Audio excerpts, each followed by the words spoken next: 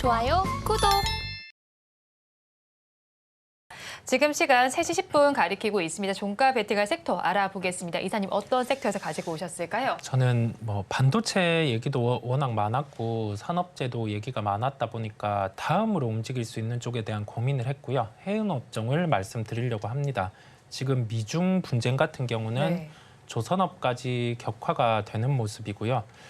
여기에서 그 철강 노조를 중심으로 해서 미국에서 이의 제기를 했습니다. 그렇다 보니까 USTR에서는 45일 이내로 여기에 대해서 조사 여부를 결정을 하게 되고요. 그리고 나서 당장 취할 수 있는 조치는 관세 부과 측면이 있습니다. 실제 그 중국 선박 쪽에 관세 부과가 나타난다라고 하면은 여기에서 중국의 기업들도 중국의 무역청을 통해서 이의 제기를 할 수 있습니다. 이 부분은 확정되는 부분은 장기화가 될 수 있어요. 다만 우리가 4월에 조선과 관련해서 기존에는 그 운항하던 거리 같은 경우를 추정치로 해서 탄소에 대한 배출 부분을 과세를 했다라고 하면은 이제는 실제 운항 거리를 대입해서 과세를 하게 됩니다.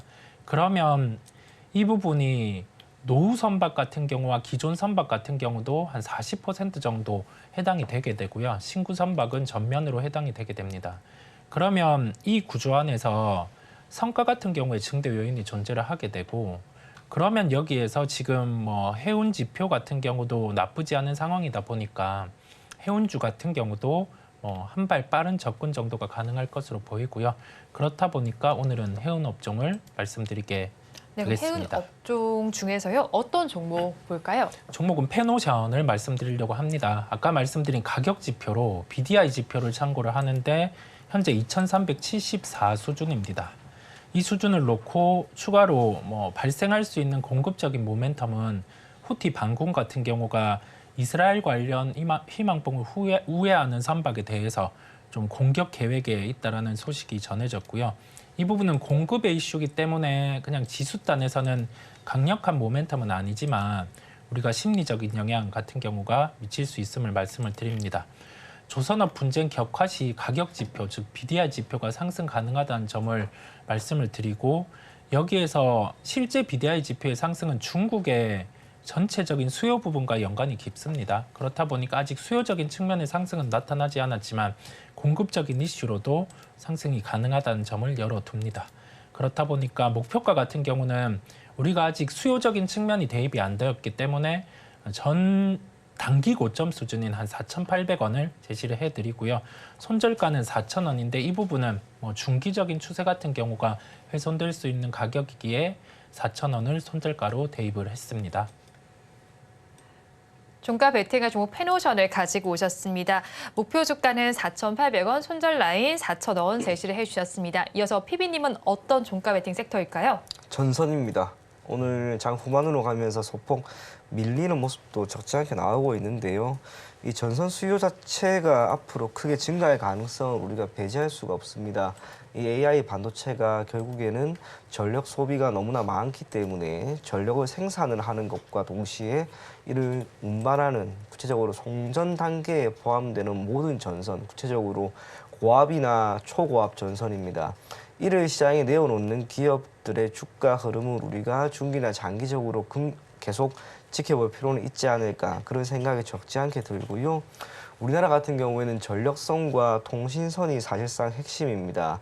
그리고 앞으로 시장의 수요를 탄탄하게 만들어줄 수 있는 건 결국 전력선이라고 생각을 하고 우리나라에 있는 몇몇 전선 회사들이 여기에 따른 수혜를 얻고 매출의 입장에서나 실적의 측면에서나 크게 개선되지 않을까. 그래서 오늘은 전선주를 조금 더 눈여겨보자 그런 관점에서 준비를 한번 해보았습니다. 네, 그럼 전선주 내에서 어떤 종목을 바라볼까요? 대한전선인데요. 앞서 이야기한 것처럼 고압선이나 초고압선 여기가 핵심입니다.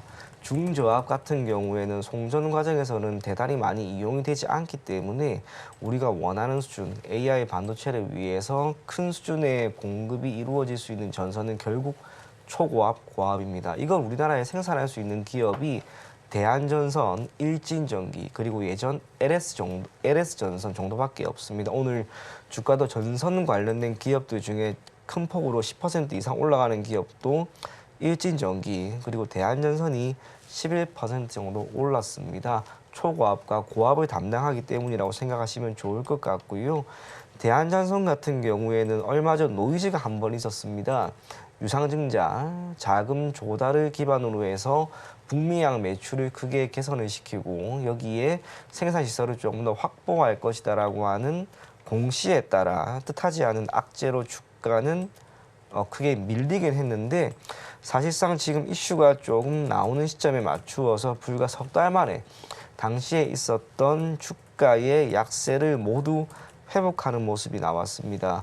대략 지난 12월에 해당 기업을 보유하고 있던 분이다 하더라도 오늘 혹은 이 거래 이전에 모두 수익권에서 정리를 할 수 있었을 거라고 생각을 하고요. 그렇다면 유증에 따른 충격은 이제 모두 사라진 거라고 봐야 합니다. 앞으로가 중요합니다. 앞서 이야기한 것처럼 전선 관련된 기업들은 이제 새로운 모멘텀을 맞아 큰 폭으로 실적이 개선될 가능성을 우리가 배제를 할 수가 없습니다. 그걸 감안한다면 대한전선 그리고 일진전기 기타 전선 관련된 기업들을 여러분들이 계속 눈여겨볼 것을 권해드리겠고요. 대한전선 같은 경우에는 우선은 목표 가격은 대략 12,500원, 손절 가격은 10,000원 제시해 드리도록 하겠습니다.